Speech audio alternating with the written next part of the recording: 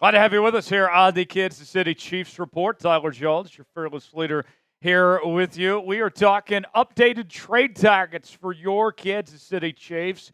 I got three names that we will break down who could potentially find their way to Kansas City before training camp begins. We'll get you that full list coming up in just a matter of moments. Before we do, folks, we continue our AFC West Like Battle here on the channel. We are trying to see which one of our AFC West channels can get the most likes for the month of June. We only have a few more days left. It is down to the wire, and we are a little bit behind, folks, at 969 likes.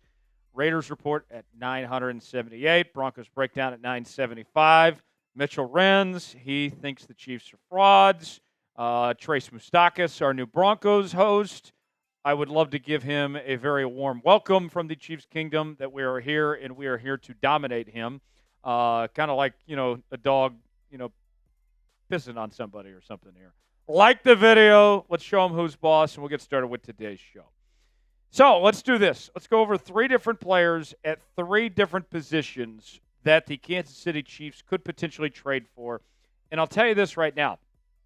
All three of these guys intrigue me for very different reasons. They could help out this team and not have to give up a whole lot for any of the three of them. Let's begin with Kayvon Thibodeaux, the edge rusher from the New York Football Giants. Former first-round pick out of Oregon.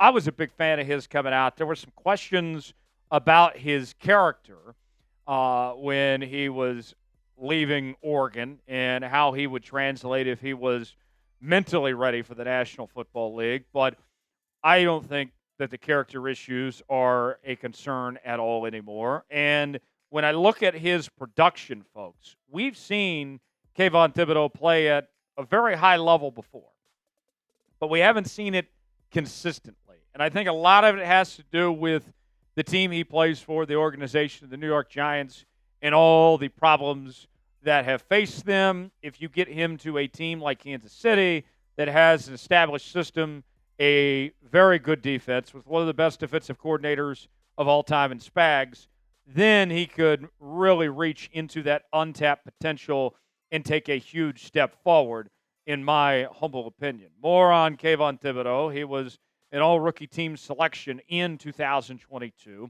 43 career games played with 43 starts as well in his career. And when we look at the numbers, here's what we're talking about as far as the statistics go.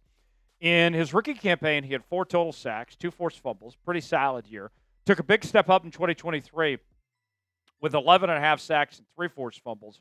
And then last year, got injured a bit, only played in 12 games, and managed to have 5.5 sacks and 1 forced fumble. I think if he were to stay healthy, which very well is possible, if he played a full campaign and was in a good system, he could be a 10-plus a year sack guy every single season. And I think he would do that in Kansas City. His trade value, probably about a third-round pick. I think that's very doable, especially for a guy that was once considered a first-round talent. And he's still very young. He hasn't even entered his prime years of his career just yet.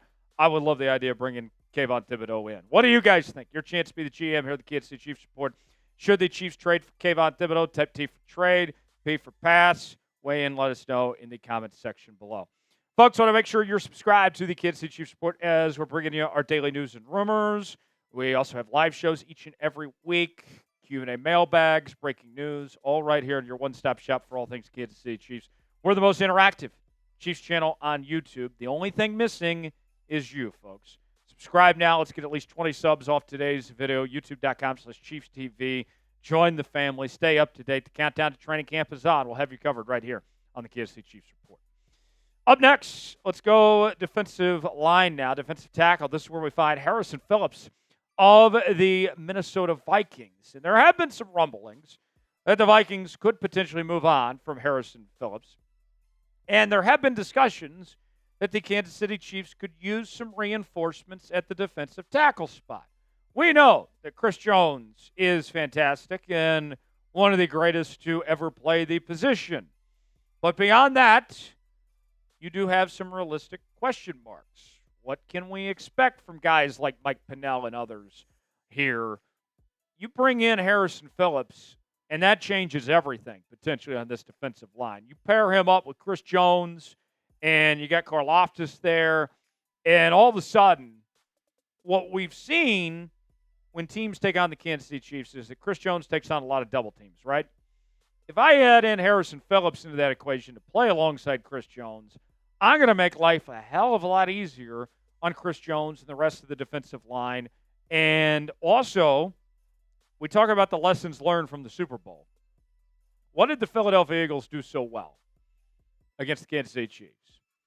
They were able to get after Patrick Mahomes and have a heavy pass rush without even calling a single blitz in that entire game, right? And why were they able to do that? Because their defensive line gave them that potential to do that.